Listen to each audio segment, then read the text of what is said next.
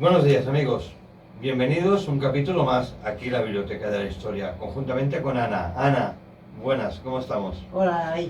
Bien. Un día más en este capítulo de la Biblioteca de la Historia, que hoy haremos unos grandes cambios. No nos verán tanto físicamente, sé que nos escucharán, pero podrán ver y visualizar el tema que hoy vamos a contar. Una civilización que duró del año 800 después de Cristo hasta el año 1050 después de Cristo, que eran los vikingos. Pues os dejamos con este macro reportaje de los vikingos. Hasta ahora, amigos. ¿Quién eran los vikingos?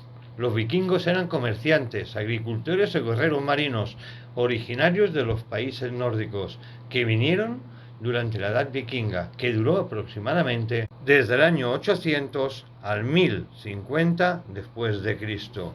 Eran una población intrépida que se desembarcó en exposiciones a otras partes de Europa, incluso más lejos, con el objetivo principal de comerciar y establecer nuevos asentamientos, pero también para saquear los territorios que conquistaban. Eran ya conocidos por los romanos, pero vamos a ubicarlos en el contexto europeo, de la zona de los Balcanes, Escandinavia, y eran conocidos por esas grandes naves arqueadas en proa y popa. Pero para todo esto, de lo que vamos a hablar, tenemos aquí a Ana María Ochoa. Bienvenida a esta nave de la historia en la cual hablaremos de esta civilización que eran los vikingos. ¿Qué nos puedes explicar o hablar de esta estirpe de sanguinarios? Pues David, los germanos los llamaban los hombres de fuego, los francos, normandos o hombres del norte, los ingleses los denominaban daneses o paganos, los irlandeses los hombres de los 1000 lagos, los musulmanes los mayus, bárbaros infieles o hombres del mar Báltico, y los esclavos los denominaban los rus. Por eso viene el nombre de los rusos. Ana, estoy viendo que muchos nombres para una sola definición de bárbaros o de vikingos, o como se les quiera llamar, hombres que no tenían miedo a nada y luchaban contra todo. En los siglos V y VI se vivió una época feliz, donde germinó una cultura que emergía, donde los druidas y celtas, donde les enseñaron los caracteres rúnicos, pero comenzaba el peligro de una superpoblación. Por ello, en el siglo VIII deciden tomar una decisión o actitud que fue la de expedición, la de viajar, la de saquear, y debieron buscar nuevos territorios. Los historiadores cuentan que a mitad de ese siglo los vikingos eran más de 1 millón de personas. Tenemos que recordar que en esos territorios que estaban congelados y con escasez de alimentos tenían la necesidad de navegar con sus barcos. Esto lo consiguieron gracias a la versatilidad de sus naves, llamados drácar, o llamados así porque el cascarón en su proa llevaba la cabeza de un dragón. Estos drácar o barcos del dragón, que eran principalmente construidos con madera de encina y cuyos remos eran de madera de pino, eran colocados por la laguna de sus costados durante 3 siglos y azotaron en las ciudades con las que se encontraron. ¿Cómo llegó un pueblo tan pequeño y poco organizado a conquistar tal territorio? Pues la respuesta es muy fácil. Los vikingos noruegos eran temerarios por naturaleza, ya que su actitud, a la vez valiente y fatalista, los llevaba a asumir grandes riesgos. Los grupos de asalto parecían tener una extraordinaria habilidad para evitar pérdidas, ya fuese en batallas terrestres o bien durante peligrosas expediciones marítimas.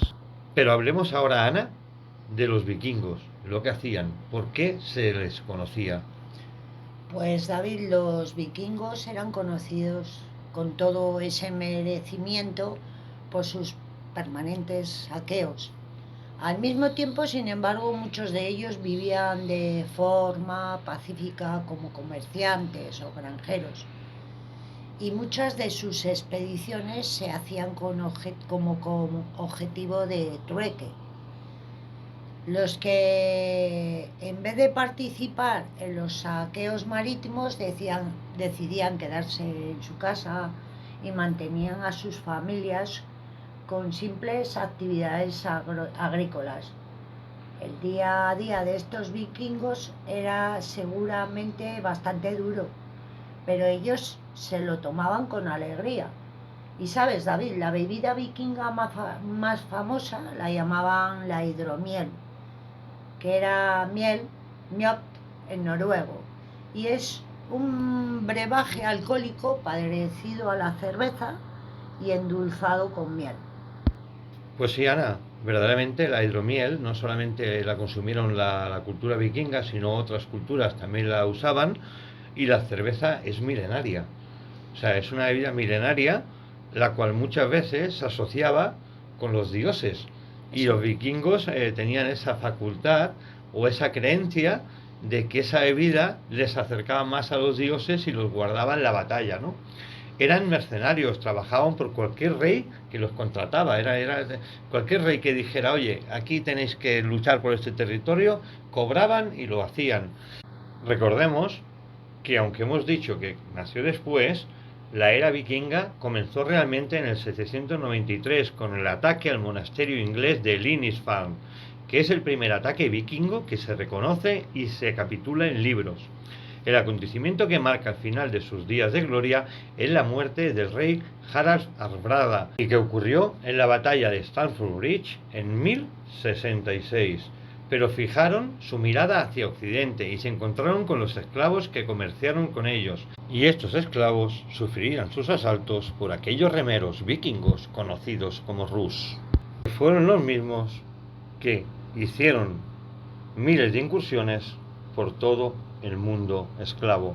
Los vikingos noruegos se fijaron en las islas británicas de Irlanda y poco después en Islandia, y los daneses por la parte de Francia.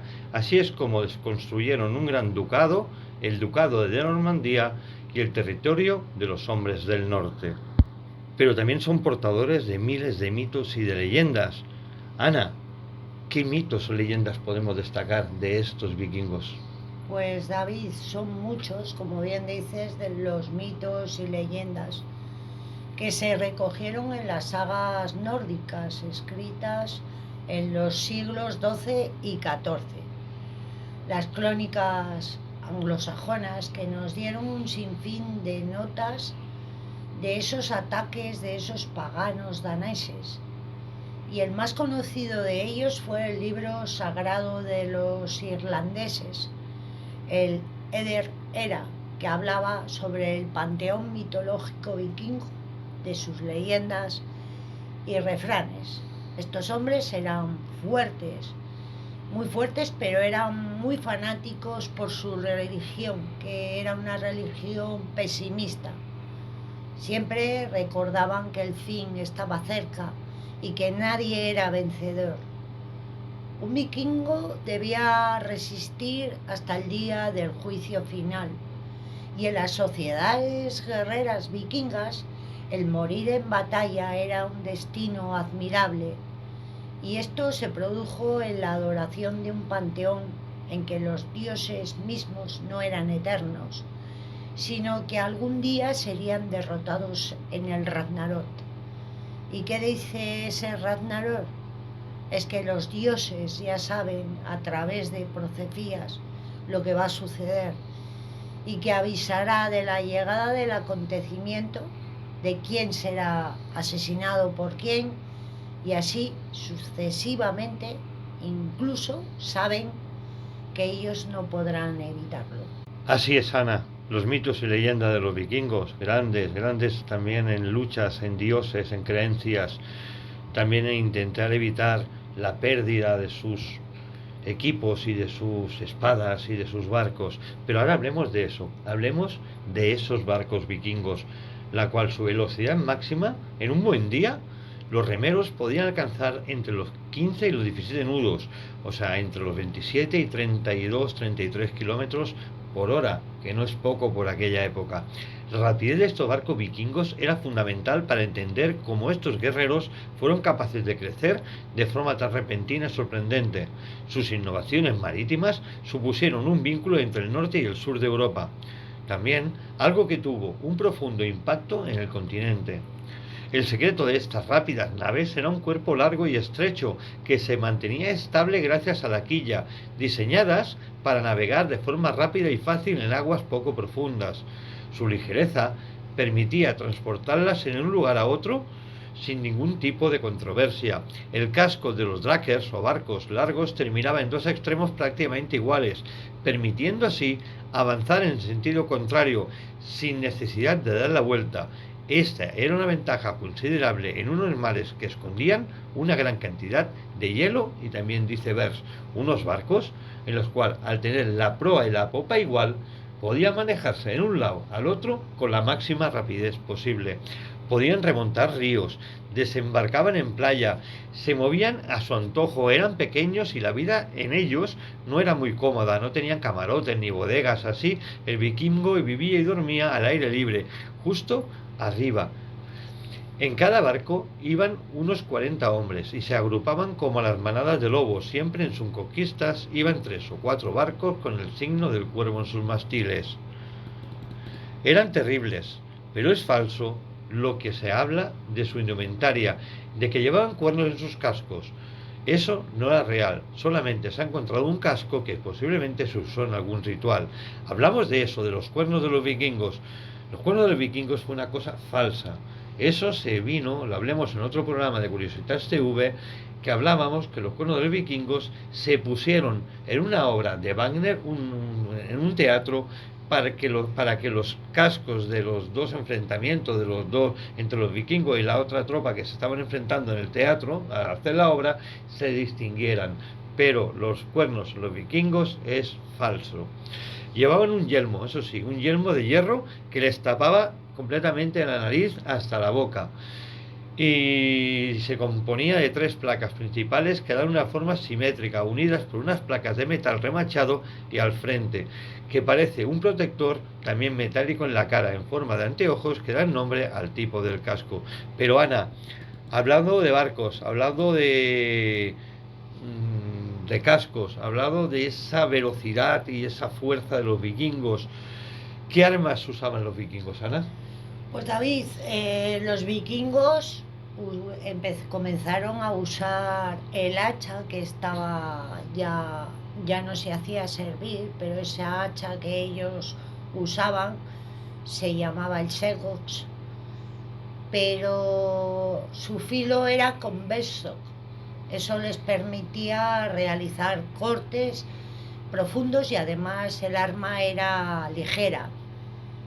Era el armamento ofensivo más conocido porque las hachas eran sencillas de fabricar, efectivas, y servían para hacer una parte de las labores de las granjas.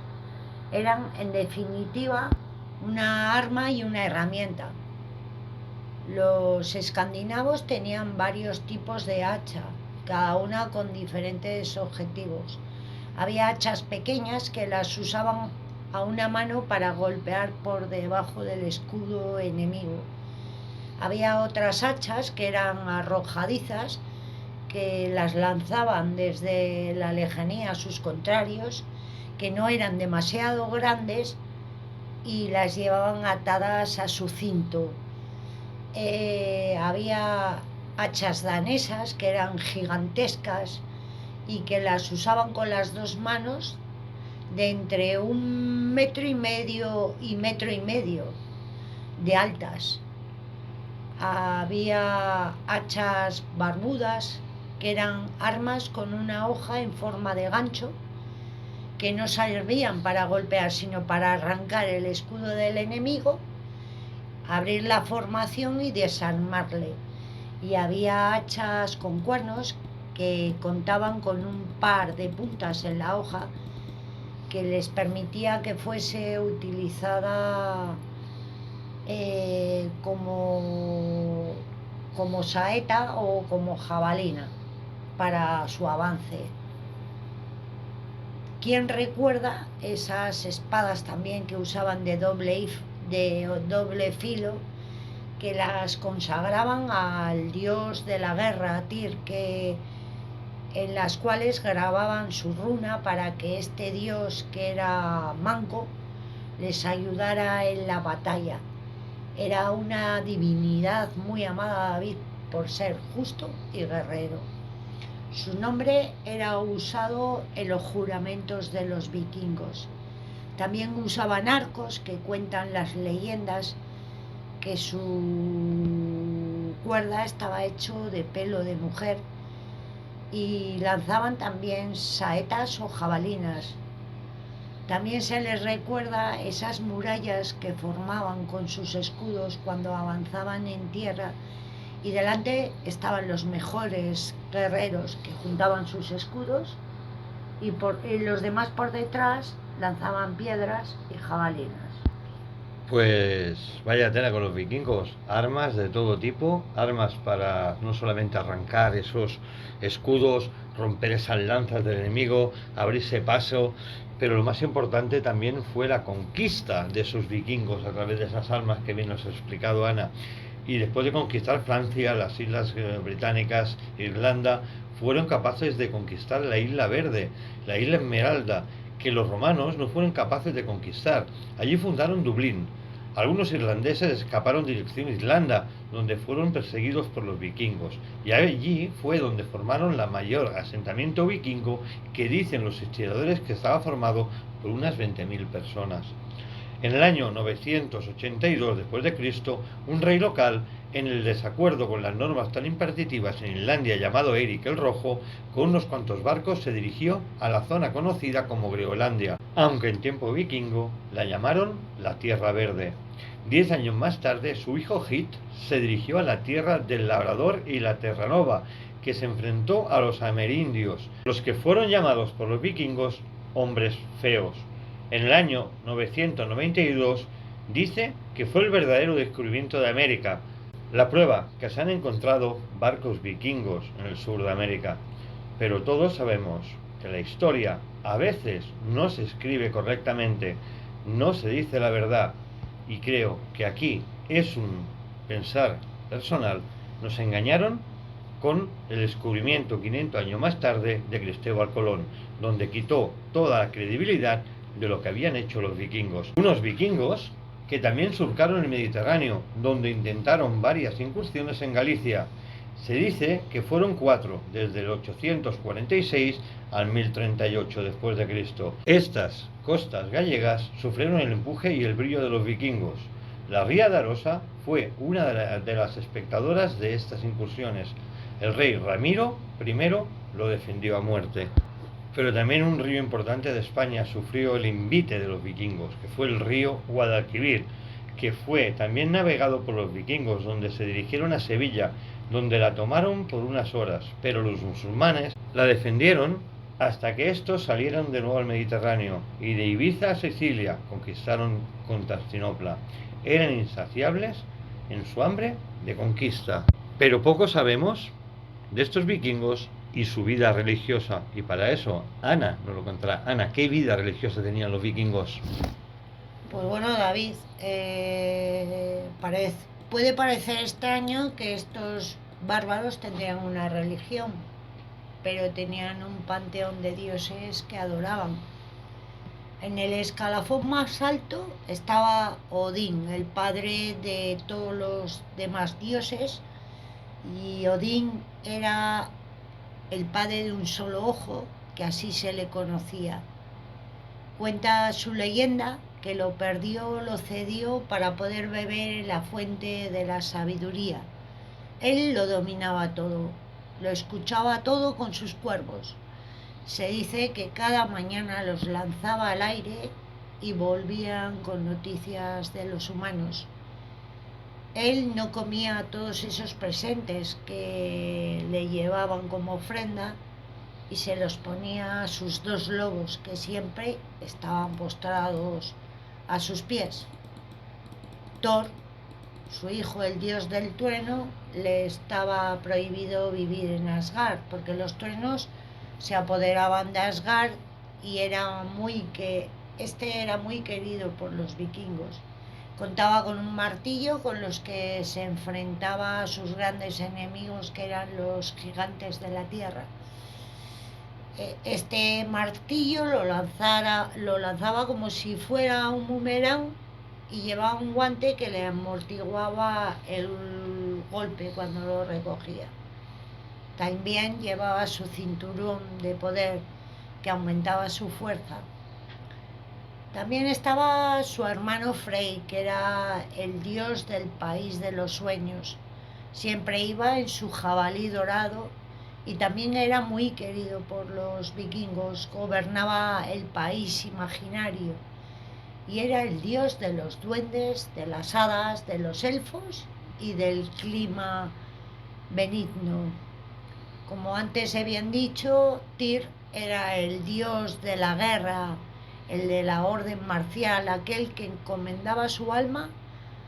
Los vikingos, antes de entrar en combate, sus espadas las grababan con su nombre. Balder, que era el hijo preferido de Odín y era el que le iba a suceder en ese juicio final o en el Ragnarok. Los vikingos creían que los 9 reinos conocidos estaban en las ramas de un fresno, que era el que representaba el equilibrio universal. Había 2 reinos, uno frío lleno de arroyos y oscuridad y el otro de calor, luminosidad y que estaba custodiado por un gigante con una espada de fuego y que lanzaba llamaradas al país del hielo. Y cada chispa iba creando otros países o otros mundos que formaban parte de los 9. En las raíces había 3 del fresno.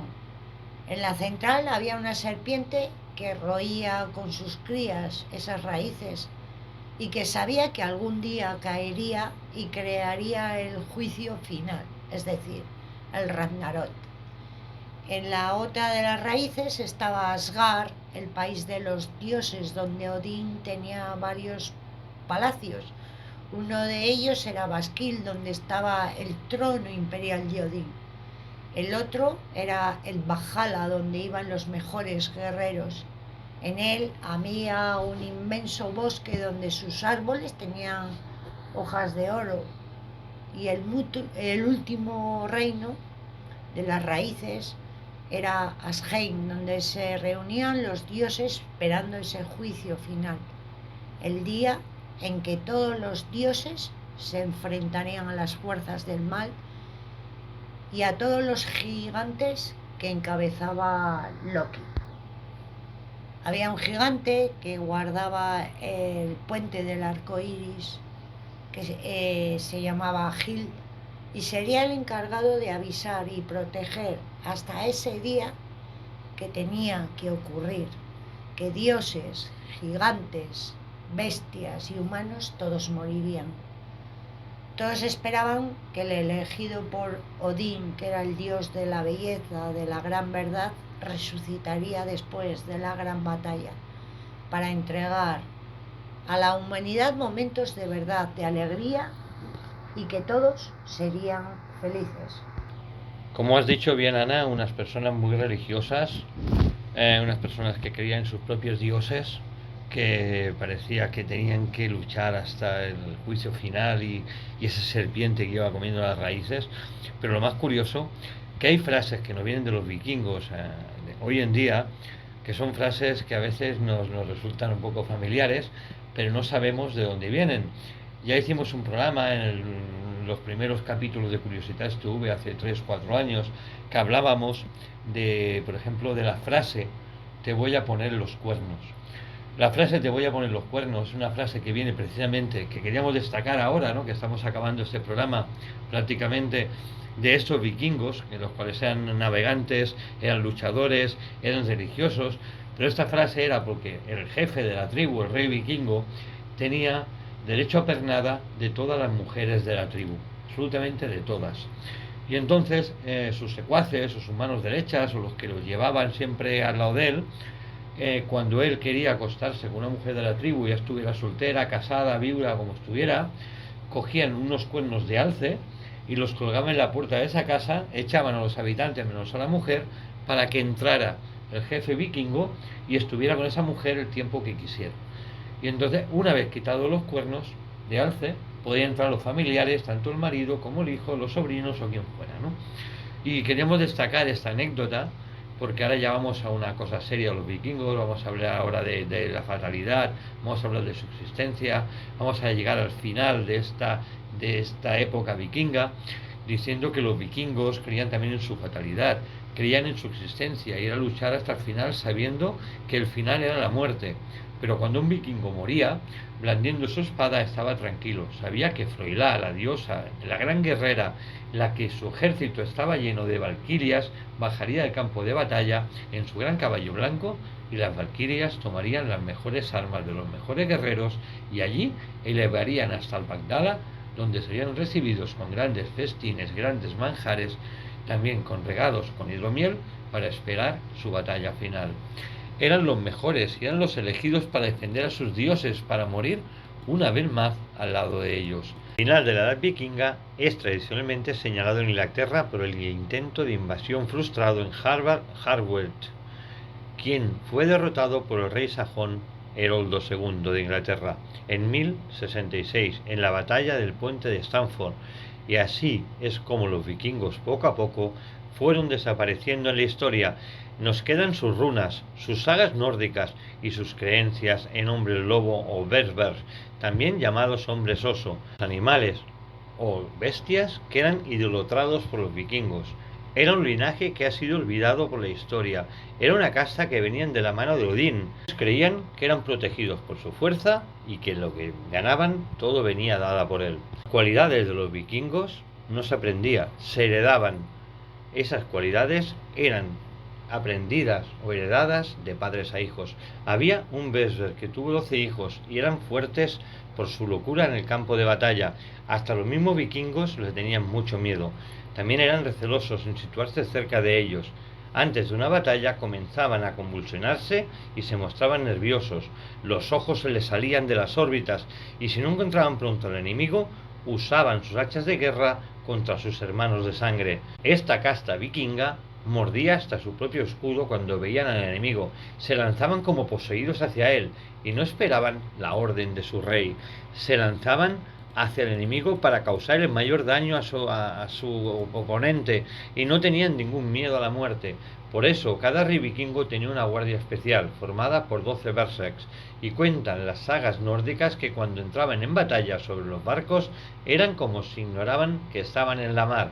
Parecía que estaban en tierra y algunas veces morían ahogados, pero aún siendo los olvidados, unos estudios médicos y antropológicos confirman que sufrían la enfermedad de la paranoia. De ahí las convulsiones o la espuma que echaban por su boca. Eran ataques epilépticos. Por este hecho, acababan mordiendo los escudos. Eso sí, cuando los vikingos se acercaron al cristianismo, muchos fueron rechazados, y algunos de ellos volvieron a los bosques, quién sabe si como licántropos. El vikingo más famoso de todos los tiempos es probablemente Ragnar Lodbrok, una figura semi-legendaria que vivió en el siglo IX. Se decía que Ragnar era descendiente del dios Odín y era famoso por su valor, por su astucia y por su ferocidad en la batalla. Y qué mejor para despedirnos de este programa sobre los vikingos, esos vikingos feroces que no tenían miedo a nada, que tenían en su lugar el rey Odín, ese dios que los guiaba en la batalla a la muerte y también a la otra vida. Qué mejor para hablar de ellos y acabar este programa para acordarnos de un rezo de guerra, un rezo que nuestra amiga Ana nos explicará. He aquí que veo a mi padre, he aquí que veo a mi madre, a mis hermanas y mis hermanos. He aquí que veo el linaje de mi pueblo hasta sus principios. Y he aquí que me llaman, que me piden que ocupe mi lugar entre ellos, en los atrios del Valhalla, el lugar donde viven los valientes para siempre. Un rezo que nos hace reflexionar sobre también la gran hermandad y de familia que poseían esos vikingos, que su poder, su lucha, sus ganas de combate pasaban de padres a hijos. Y aquí es donde finalizamos este programa sobre los vikingos. Un servidor, David Flor, junto a la gran Ana María Ochoa. Hasta la próxima semana, amigos. Hasta luego.